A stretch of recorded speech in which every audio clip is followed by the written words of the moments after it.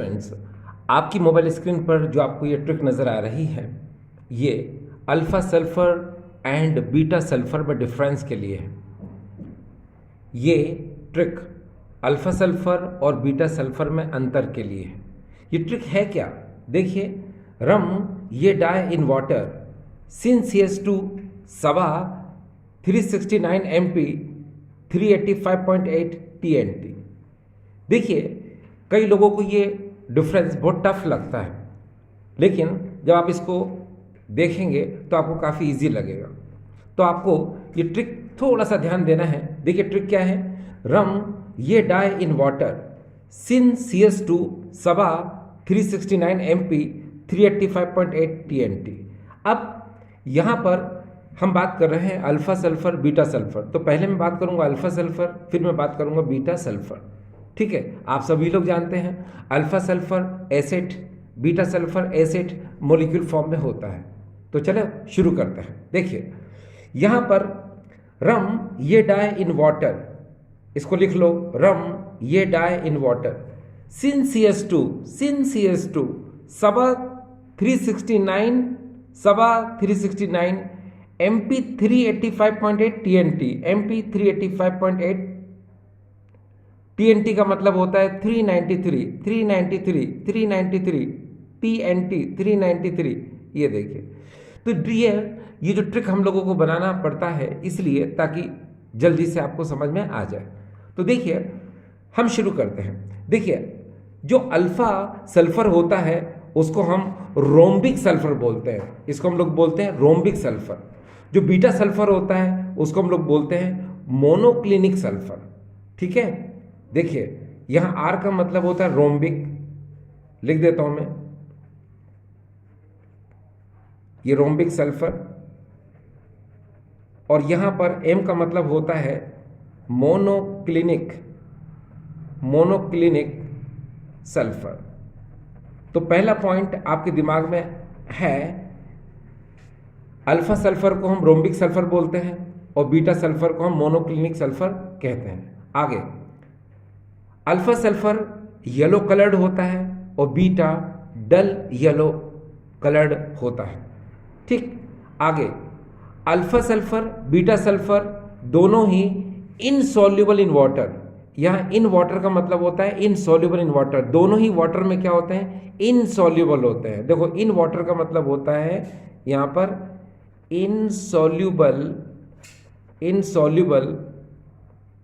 In water. तो दोनों ही water में क्या होते हैं? इनसॉल्युबल होते हैं।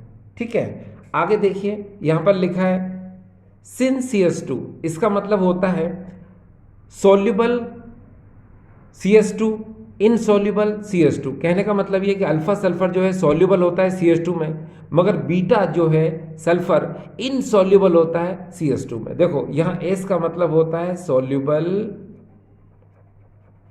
और IN का मतलब होता है इनसॉल्युबल। तो इसलिए क्या हो जाएगा, ये अल्फा सल्फर सॉल्युबल होता है CS2 में, मगर बीटा सल्फर इनसॉल्युबल होता है CS2 में। आगे देखिए, अल्फा सल्फर स्टेबल होता है बिलो 369 केल्विन टेम्परेचर पर। देखिए, स्टेबल बिलो 369 केल्विन। आपको पता है यहाँ जो भी यूज़ कर रहे हैं हम केल्विन में ही यूज़ कर रहे हैं। तो यहाँ एस का मतलब होता है डियर क्या? स्टेबल। ये देखिए, तो मैंने आपसे कहा स्टेबल बिलो, यहाँ बी का मतलब होता है बिलो, ए का मतलब होता है एबव। यहाँ लिख देता हूँ मैं बिलो और ए का मतलब होता है एबव। ठीक है, अब देखिए क्या बोलेंगे, अल्फा सल्फर स्टेबल होता है बिलो 369 केल्विन और बीटा सल्फर स्टेबल होता है अबव 369 केल्विन। ठीक है, इसका मीनिंग समझ में आ गया आपको? इसका मतलब ये होता है कि 369 केल्विन टेम्परेचर से पहले अल्फा सल्फर जो स्टेबल होता है, लेकिन 369 केल्विन के बाद या 369 केल्विन पर वो मोनोक्लिनिक सल्फर में कन्वर्ट हो जाता है। ठीक है, तो ये समझ में आ गया, यानी कि 369 केल्विन से बिलो पर अल्फा सल्फर जो है स्टेबल होता है। ठीक है, ये लिखा है स्टेबल बिलो 369 फिर बीटा में क्या होगा, स्टेबल अबव 369 केल्विन।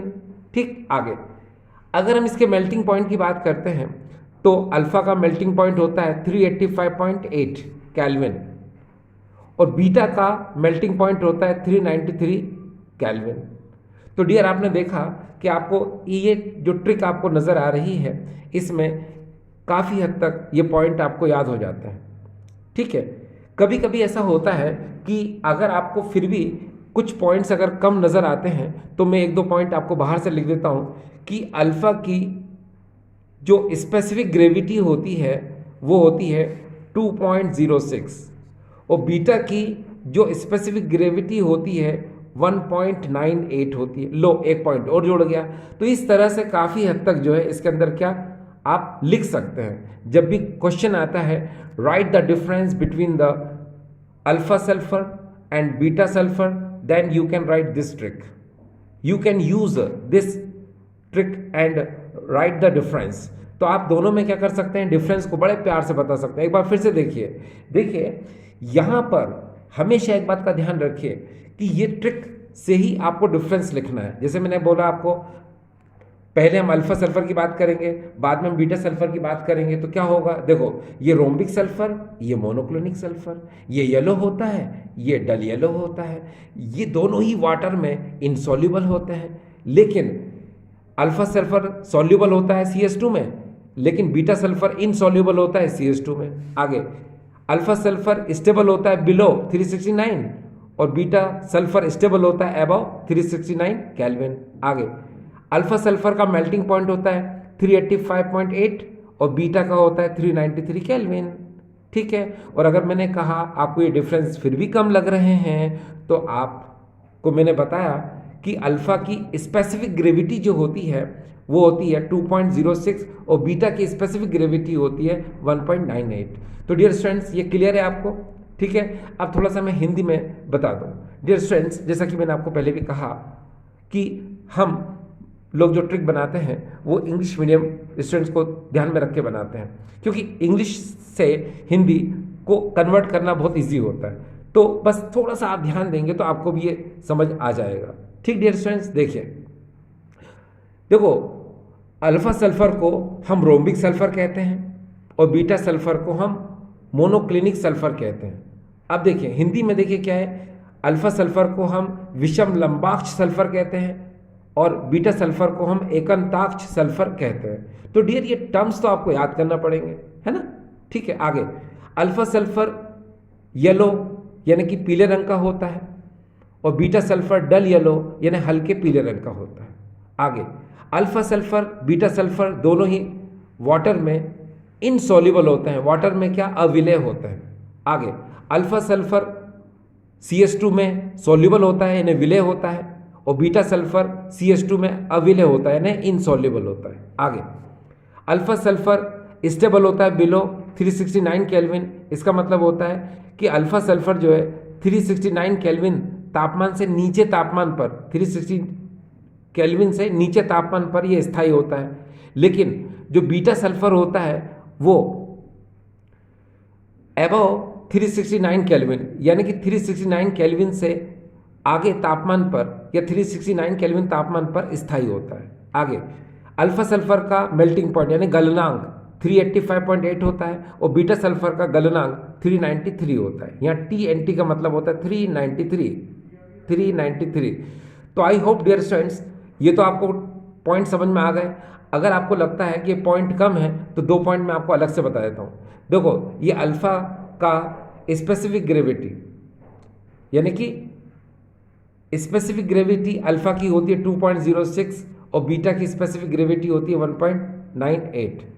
ठीक है, इसको हम लोग बोलते हैं विशिष्ट गुरुत्व जो है 2.06 होता है और बीटा का होता है 1.98।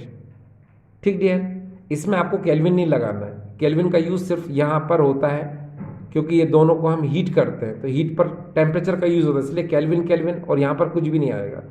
तो आई होप डियर स्टूडेंट्स ये डिफरेंस के लिए ये प्रोसेस आपको समझ में आई होगी। ठीक है, थैंक यू।